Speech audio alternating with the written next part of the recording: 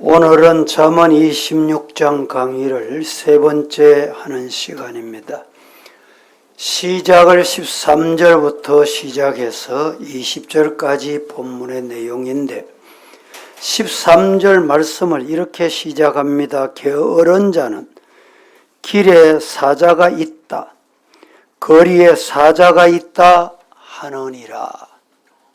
일하기 싫으면 핑계거리가 많다는 말이지요.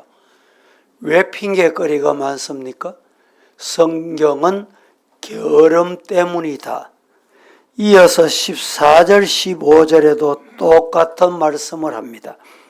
그래서 첫째로 진정한 고수가 되거라. 성도는 진짜 고수가 되어야 합니다. 본문 보겠습니다. 14절 15절 같이 합독하겠습니다. 시작.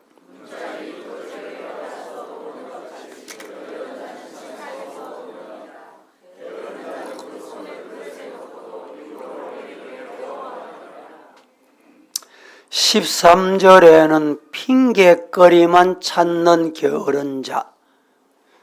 교회 예배 드리는 것도 게으른 사람은 예배 못 드려요. 비가 와서 못 오고, 눈이 와서 못 오고, 더워서 못 오고, 추워서 못 오고. 왜 그렇습니까? 첫째는 신앙이 없다는 말이 맞는데 영적으로 게으르기 때문에 그렇습니다. 14절 15절에도 역시 게으른 자에 대한 비유입니다. 우리 성도들은 부지런하시기를 축복합니다.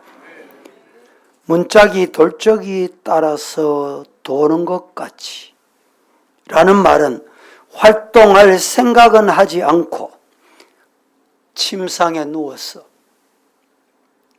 뒹구는 그 모습, 왜 그런가? 게으르다 이 말입니다.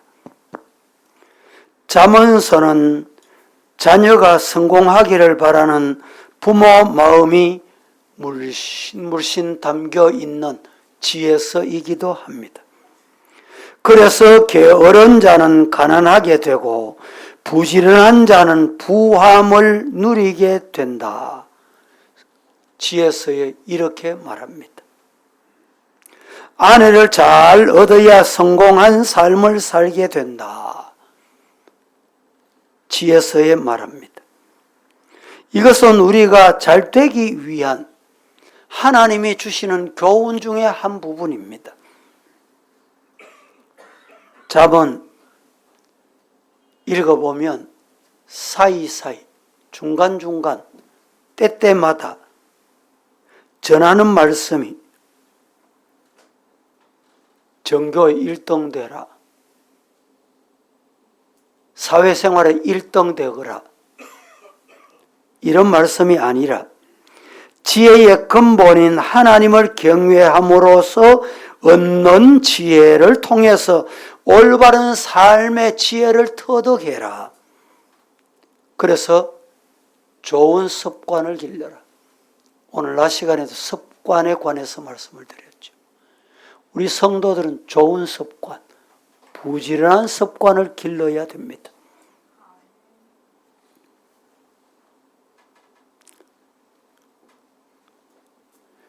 일생에 한 번은 고수를 만나라는 책을 보신 분이 계십니까? 일생에 한 번은 고수를 만나라. 이 책에 보면 한근태라는 사람이 지은 책인데 자신의 일심만 위한 고수가 되지 말아라. 여러분은 자신을 위해서 사십니까? 진정한 고수는 자신의 능력이 다른 사람에게 보탬이 된다. 그것이 진정한 고수다. 이렇게 일러줍니다. 성공한 사업가나 유명한 사람이 아니더라도 끊임없이 노력해서 옆 사람과 조화를 이룰 줄 아는 것. 독불장군 안 되거라 이런 뜻입니다. 다른 사람은 안중에도 없고 안 된다 이 말입니다. 두 번째, 게으른 사람의 특징이 있습니다. 어떤 특징이 있는가? 16절 보십시다. 다 함께 시작. 게으른 자는 사리에 맞게 대답하는 사람 7보다 자기를 지혜롭게 여기느니라. 게으른 자는 사리에 맞게 대답하는 사람 7보다 자기를 지혜롭게 여기고 지혜롭다고 침튀면서 말하는 사람, 요게 특징입니다. 그러면 게으르구나, 미련하구나 이렇게 인식하시면 됩니다. 게으른 사람은 선히 대답하는 사람 7명의 의견을 내어도 무시하고 멋대로 사는 사람, 주장대로 사는 사람, 고집대로 사는 사람, 이 사람은 보나마나 게으름 때문에 그렇습니다. 게으름을 막겠다는 뜻이에요.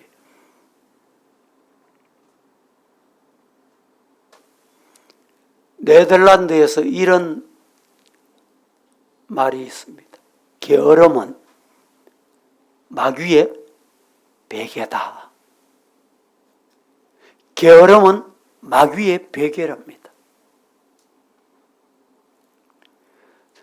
게으름은 인생의 도적입니다.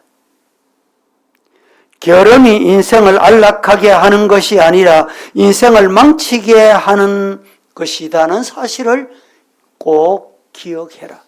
그래서 우리 성도들은 영적인 생활을 하려면 부지런해야 됩니다.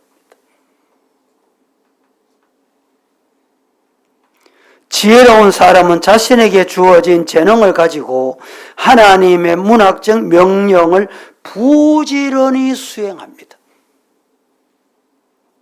오늘도 하나님이 기뻐하시는 일을 추구할 때 우리 성도들은 보람 있는 기쁨이라고 하는 선물을 품에 안게 될 줄로 믿습니다. 세 번째입니다. 무의미한 간섭, 의미가 없는 간섭, 이것은 아주 어리석은 일이다. 17절 보겠습니다. 시작. 길로 지나가다가 자기와 상관없는 다툼을 간섭하는 자는 개의 귀를 잡는 자와 같으니라. 최근에 제가 우연히 유튜브를 하나 봤는데 지나가던 아이를 데리고 가던 아줌마가 옆에 개가 한 마리 있으니까 귀여웠던지는 모르지만 쓰다듬었습니다. 가까이 갔습니다. 또 쓰다듬었습니다. 가만히 있던 이 개가 웬일입니까? 사나움이 돌변해서 자기 머리를 쓰다듬는 이 아주머니를 물을 뜯기 시작합니다. 여러분, 이게 지나가는 사람이 개의 귀를 만지는 형입니다. 간섭. 간섭이라는 말은 미터 아베트라는 표현인데 이것은 동사인데 간섭하다, 경로하다, 흥분하다 이런 뜻이 담겨 있습니다. 의미 없는 싸움에 끼어들어서 당사자들보다 더 흥분하고 격분하는 장면은 심히 어리석은 일이다. 남의 싸움에 끼어들지 말라 이 말입니다.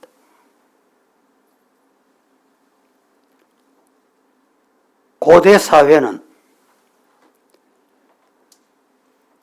오늘날처럼 가정에서 개를 키우지 않았습니다.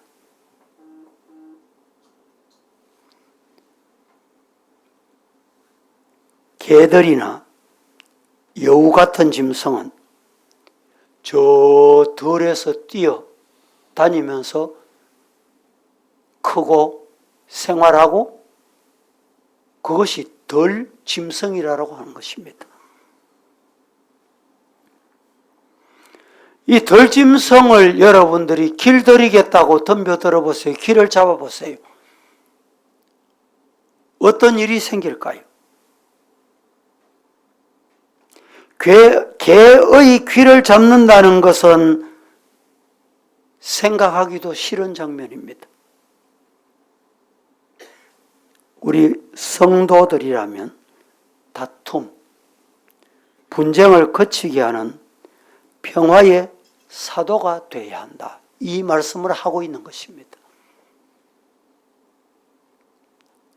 여기 중요한 사실은 분쟁에 개입할 때 정당한 논리와 정의로움으로 공동체의 평화를 위한 것이라면 의사표현하는 역할은 필요합니다. 그렇지 않으면 개의 귀를 잡는 일과 같은 어리석은 일이라는 것입니다. 철학자 칸트가 정의가 망한다면 이 세상을 살 필요가 없다라고 했습니다. 그래서 오늘의 기도는 프란시스코의 평화의 기도, 대단히 본받아야 할 기도입니다. 오늘 본문과 교훈이 동일합니다. 뭐라고 말합니까? 나를 당신의 평화의 도구로 사용해 주시옵소서. 미움이 있는 곳에 사랑을, 다툼이 있는 곳에 용서를, 분열이 있는 곳에 일치를, 의욕이 있는 곳에 믿음을, 그릇됨이 있는 곳에 진리를, 절망이 있는 곳에 희망을, 어두움에 빛을, 슬픔이 있는 곳에 기쁨을 가져오는 자 되게 하옵소서. 위로받기보다는 위로하고, 이해하기보다는 이해하며, 사랑받기보다는 사랑하게 하여 주옵소서. 이 평화의 기도입니다. 우리는 줌으로써 받고 용서함으로써 용서받으며 자기를 버리고 죽음으로써 영생을 얻기 때문이다. 평화의 기도. 오늘 우리 성도들은 이런 기도하는 성도 되기를 축복합니다. 네 번째입니다. 지혜로운 사람이 안 해야 될 게 있습니다. 어리석은 사람이 하는 일이 있고 지혜로운 사람이 하는 일이 있습니다. 지혜로운 사람은 하지 말아야 될 게 있어요. 본문 보겠습니다. 18절, 19절 시작. 횃불을 던지며 화살을 쏘아서 사람을 죽이는 미친 사람이 있나니 자기의 이웃을 속이고 말하기를 내가 희롱하였노라 하는 자도 그러하니라. 이 말은 인명, 사람의 생명을 경홀히 여기지 말아야 돼요. 오늘 우리 사회에 이것이 무너집니다. 사람의 생명을 파리같이, 파리 목숨같이 생각하는 거예요.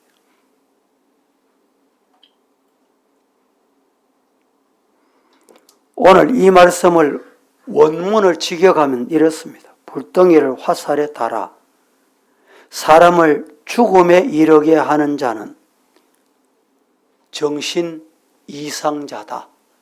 이 말을 미친 자다. 이렇게 표현합니다. 불덩이를 화살에 달아서 쏴보세요. 어떻게 되겠습니까?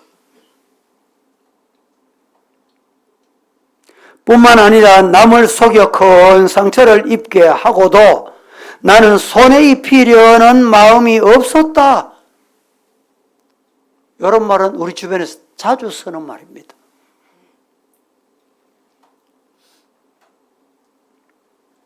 요즘 하나님의 이름을 팔아서 성도들을 속여 먹는 사람들이 많습니다. 얼마나 많은지 모릅니다.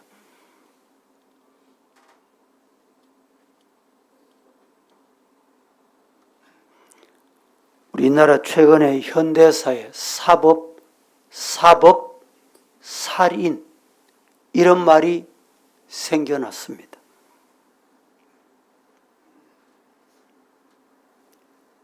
여러 가지 사건들이 역사적으로 많이 있었지만 이 시간에 언급하지는 않겠습니다.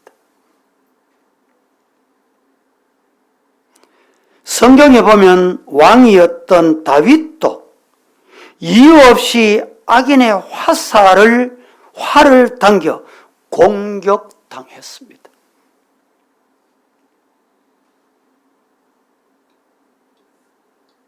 누가 했는지, 누가 했겠습니까? 성경 한 곳 봅니다. 시편 11편 7절에 이렇게 말합니다. 시작. 여호와는 의로우사 의로운 일을 좋아하시나니 정직한 자는 그의 얼굴을 배우리로다. 주는 의로우시다. 여호와는 의로우시다. 의로우셔서 정의로운 일을 사랑하는 분이시다. 하나님은 정의로운 일을 좋아하시는 분이다. 정직한 사람은 그의 얼굴을 뵙게 될 것이다. 할렐루야. 하나님은 공의롭고 정의로우신 분이 맞습니다. 그러므로 정직한 사람의 기도에 대하여 얼굴을 보여주듯이 응답하신다. 대답하신다. 보여주신다는 말이에요.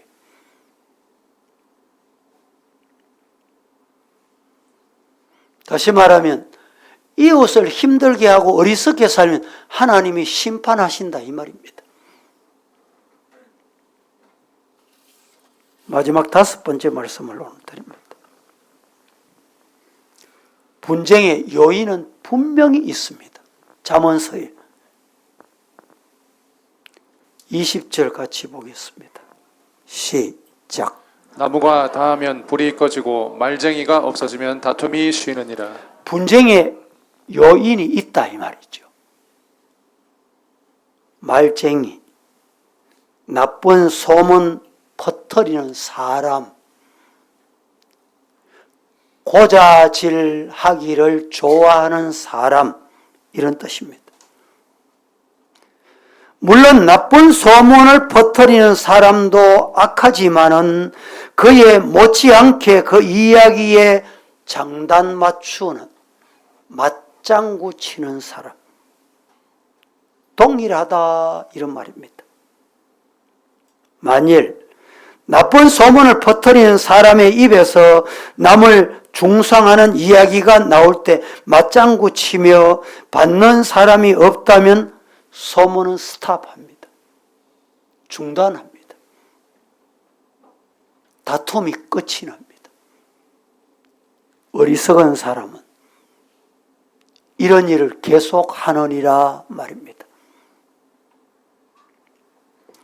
나쁜 소문을 퍼뜨리는 자와 분쟁의 관계는 땔감과 불의 관계를 오늘 20절에 설명을 합니다.